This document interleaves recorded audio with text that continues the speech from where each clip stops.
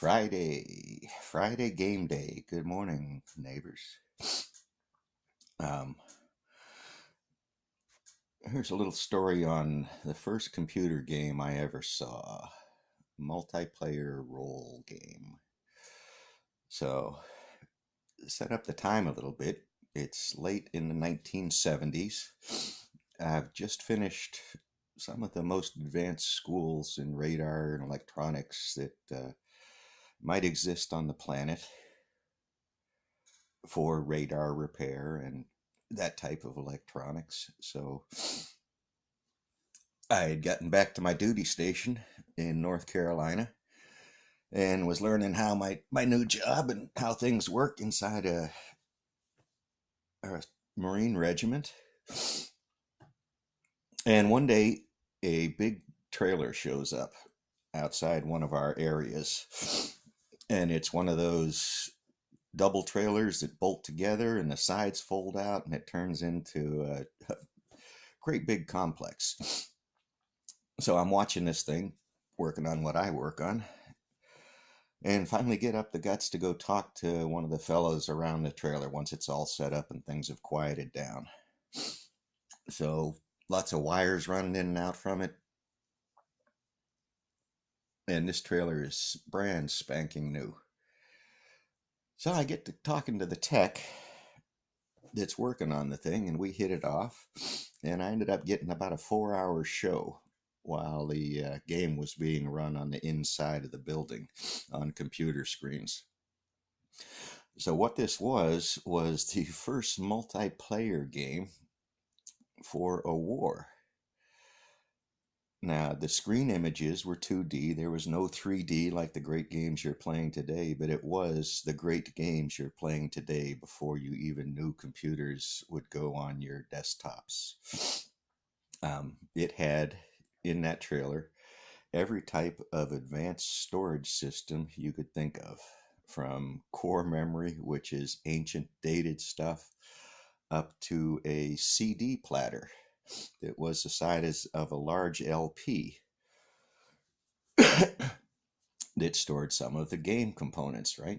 Some of the software, some of the images. And what this was basically is a map of Vietnam, and officers got to sit at a set of screens and be playing war.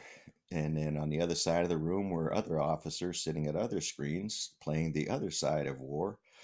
And then there was a control console where the big shots could watch both sides playing. So what was really memorable is everything was driven off of the statistics of the Vietnam War. This was shortly after the war that this system was developed, and it was based on everything that went right or wrong in the war. So if you had Jeeps, they had to have gas. If you wanted to move the Jeeps, they had to have a fuel supply to move so far, so you had to plan a fuel supply or know it was there. If you wanted to call in air support, um, you might get a no reply because the assets aren't available. So you didn't always know what was available to you on the text or on the screens. But really what I saw was, so this is a game where an officer, a field officer with troop control, basically sends his troops out and they march across somewhere and they go do things based upon statistics. So going 10 miles across a swamp, you might lose 2 men to gunfire, you might lose 2 men to snake bites, and who knows what else. So what was really kind of disconcerting in this game was how real it was. How if they'd take a hill, the number of troop casualties would match what the televisions had been showing us for years and years and years. So to me, it was a sombering event. I mean, the technology was amazing. It was just an array of computers running the screens that ran this thing. The screens, again, were 2D, none of this 3D stuff. This was back in the old day. But this thing was the fundamental of every game that you see out here playing. only real. So to me, watching the lieutenants throw men's lives around and watching the statistics come back was callous, I suppose. It troubled me, and yet these officers need some type of training because they were learning the real world of what happens out there in the game of chess of a battlefield. So that was late 70s. That was just a fascinating game. By any standards today, it was a mess. It was bad video. It was slow, but that was what it was. That was my introduction to computer games, and I've kind of never gotten into them since. I've gotten into the software side, the back end, because of software, and also the math equations that drew your screens and stuff. I'm aware of how to do that. So cool Fortran stuff. It's become C or Pascal or whatever the language of the day is. So there's video games. I've played video games, but not a lot of them. I more think about the code underlying it than the game itself. But hey, game on. So that was like I said, late 70s, kind of discouraging introduction to computer games. I think maybe Pac-Man things might have been out, something like that. But no, this was a trailer, walls full of computers. We went into kind of architecture of the thing. It was an eye opener to what computers will look like in the future, yet it was in a military trailer today. So, yeah, interesting experience.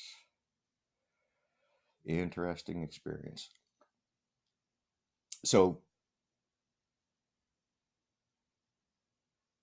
all of these math models that you see, when your game blows something up, those really are derived from physics and math equations that are incredibly complicated and put together.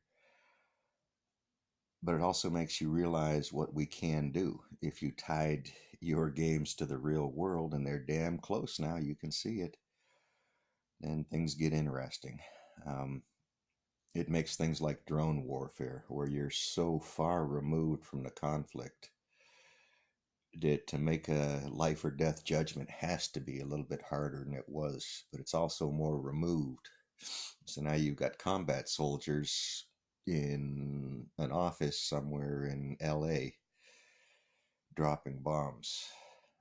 And that's just a curious idea. You hope there's checks and bounds on this and that there aren't orange peels on the floors there, you know? Okay, on to part two. We've covered a little bit of gaming. Let's talk about another game. Geoengineering. I hear this word brought up, and it is what we do as humans. Chemtrails would be, first off, they're vapor trails. They are caused by drafts and vortices around the aircraft wings. Very few of what you would see up there would be doing anything you think it's doing. But there could be one up there because we do this shit. So put a perspective on it. As far as geoengineering goes, the most important geoengineering thing we do is mining. Our mines open up the face of the earth. They can be seen from satellites. They can be seen from airplanes. They can be seen when you drive by them on the road. Those open pit mines are geoengineering. It's a company, global corporation, that's headquarters in Holland somewhere for one more place that these things come from. And they mine iron ore in a foreign nation, and they deliver that iron ore to our smelters and others, and we have cans on the table. That is geoengineering. This is what we are engineering the planet for human life to be comfortable. It's what we do. So the chemtrails, I'm just not it doesn't help our conversations. The geoengineering, put in realistic terms, considering the whole state of Oklahoma is one massive fracking state. That is geoengineering. That is what our oil companies are doing. That is why we need institutions capable of checking these people to keep them honest. So I say make shit work right. People say tear it down. And when you tear shit down, people die. Not my game. Thank you.